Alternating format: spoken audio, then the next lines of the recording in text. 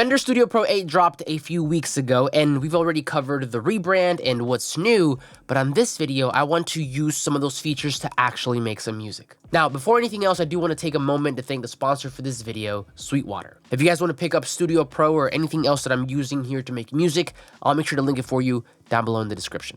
The other day, I had a friend send me a song that I've been absolutely in love with. It was a Don Toliver and Rima collab, and if you know a little bit about both of those artists, it's kind of weird because Don Toliver has like smoother, moodier vibes, but Rima is an Afrobeats artist. Surprisingly though, that worked really well, and so I want to make something similar. Lately, I've been starting with the drums, but I kind of want to start with the melodies today, and here we have two options. I could either use the chord recommendation feature, which if you're not aware, you can simply open up the chord track. And by the way, if I sound weird, it's because I have the flu. I'm so sorry. But you can open up the chord track here, and then you can start to add chords, and the AI here will start to recommend the next chord that might sound good. We could go down that route, or we can search for a sample and then use the audio to MIDI conversion feature. Actually, before anything else, let's set the tempo. So that song from Don Toliver was like, and then I did find, I think that could be really good because we could probably extract those chords. So let me bring this over to my loop track, let that download. Now this sample is at 123, and to get it in time, all we simply have to do is click the Option or Alt key and then just drag this towards the end of up until 9. So that's like 8 measures, right? And then we get this.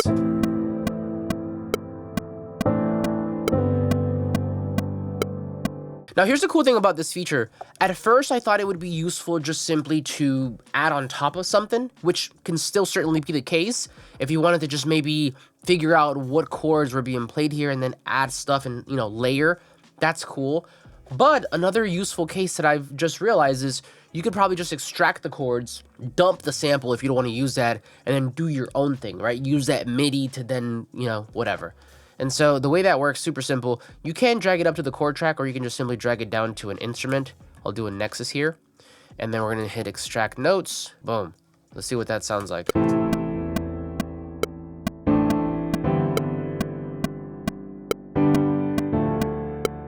Yo. And so what I'll do here is I can mute this for now. Maybe I'll bring it back later as an additional layer, but this gives me the MIDI now to mess around with. Now, as you can see, it wasn't perfect. There's still like a little couple of different things that it didn't, like extra little notes that maybe it's sort of, you know, mistakenly picked up, but we can clean this up, no problem.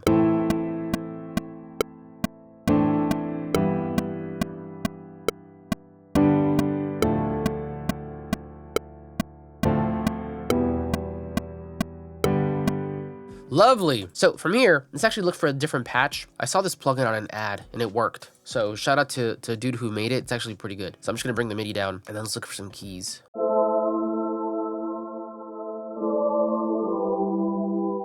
That could be cool. Let's go to Analog Lab. Let's go to electric pianos. Make sure we link this to Astro Lab so I can control it through my keyboard here.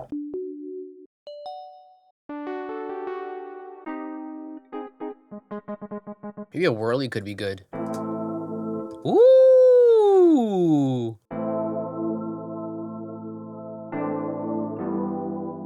Add some body in there. I'm hearing like this weird resonance on the dusty keys, so I'm gonna bring up the channel editor, which essentially is like a place where you can see all the plugins for a specific channel in isolation. I find that really useful. I still use my productivity toolbar to bring up my favorite plugins really quickly, but they show up here.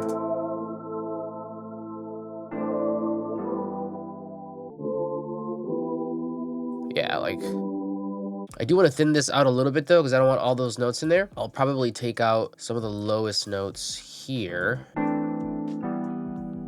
Yeah.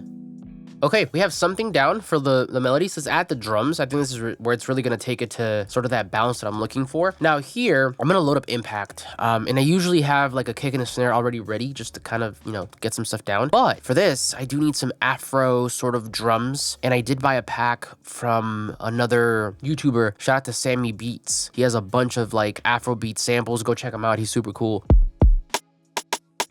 So I'm thinking of a pattern, and I can always change these later. It's MIDI.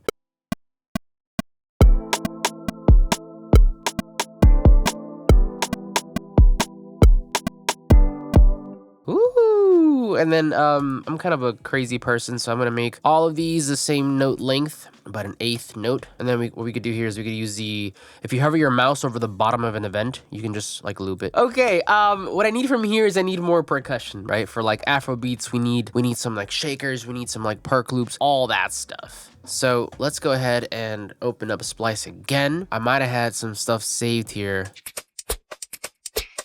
Hey. Maybe a little shaker. We'll see what this sounds like. Man, this flute is kicking my butt. Don't go outside, y'all. Apparently it's going around. Yeah, we gotta turn this all the way down. And we need something else.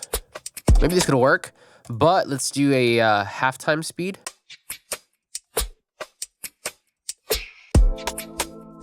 Woo!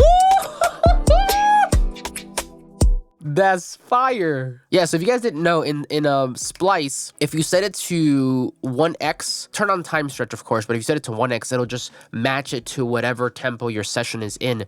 And from here, of course, you can do 2 times. So for me, it'd be 276 or half, which would be 69. And then once you do that, you can just drag it into the loop and into your session, and it'll automatically just kind of be there. Okay, here's what I'm gonna do. In Studio Pro, you can make a drums folder into a drums bus. So as you can see here, a lot of times I would just click on a drums folder, or like maybe it could be a guitars folder, and on the inspector window, I can see its respective channel that I've linked it to. You can do that in Studio Pro. That's pretty cool. And so a lot of times what I'll do is I'll send my drums to some sort of like room reverb to sort of like, you know, make them sound like cohesive or whatever. I already have one, but what I'm thinking of doing, instead of using the one that I'm using now, which is like the Verb suite's really good reverb suite, I'm gonna use a new Studio Verb. So let's look that up. Studio Verb. And then let's see if they have any drum presets here. Instruments, drums bus. Absolutely. And then we can mute the one that I had before, bring this to the top. And then here from the drums bus, we can do audio destinations, beat room verb. And again, we'll bring it up to taste.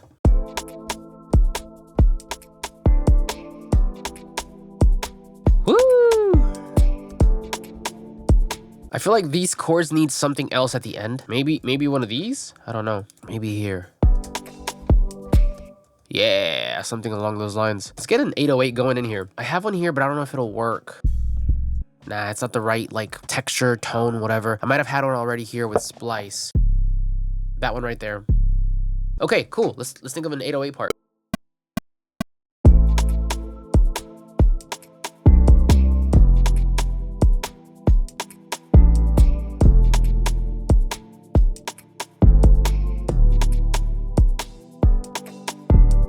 A lot of times, and I'll be honest, I'll record my 808 simply just to get the rhythm right, and then I can open up the MIDI editor here, the note editor, and make sure I'm playing the right notes, you know? So I will open up the track list here, and then open up the whatever keys I played.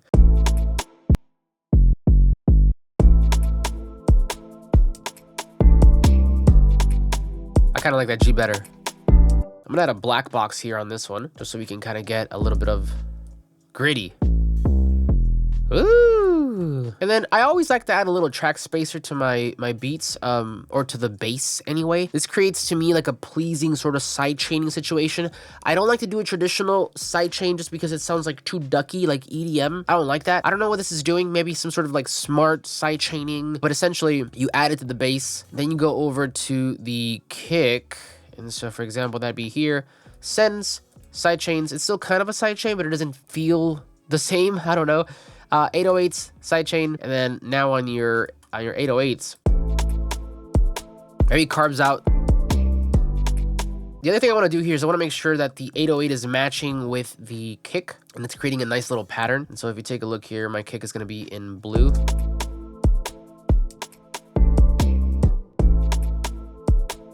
I think I want to do another right there.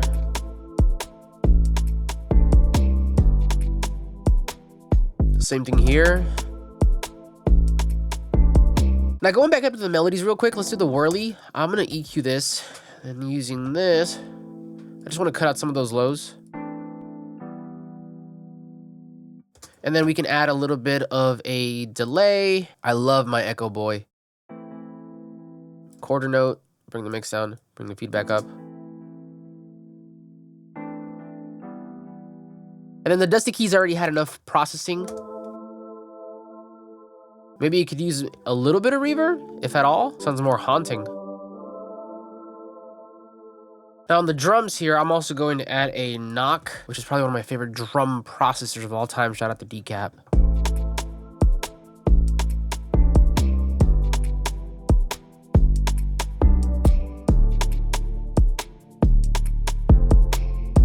Make sure we gain match here.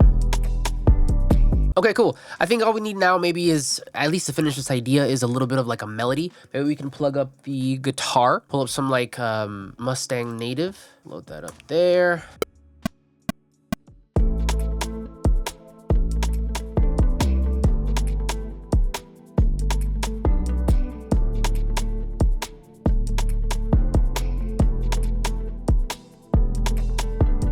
Okay, so I think this is it for today. I ended up arranging this beat up until the end of the first chorus, so intro chorus, and I'll finish this up at some later time.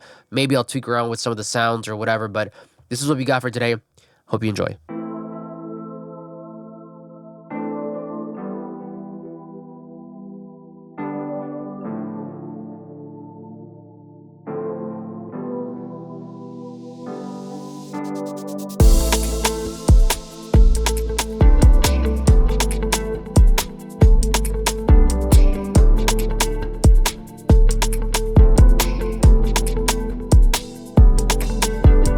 But there you have it, friends. Hopefully you enjoyed the video and the beat. Again, huge thank you to Sweetwater for sponsoring this video. If you want to pick up Studio Pro and anything else that I've used here today to make music, I'll make sure to link it for you down below in the description. And if you want to know all the new features that came with Studio Pro 8, then I'll link that video for you right over here.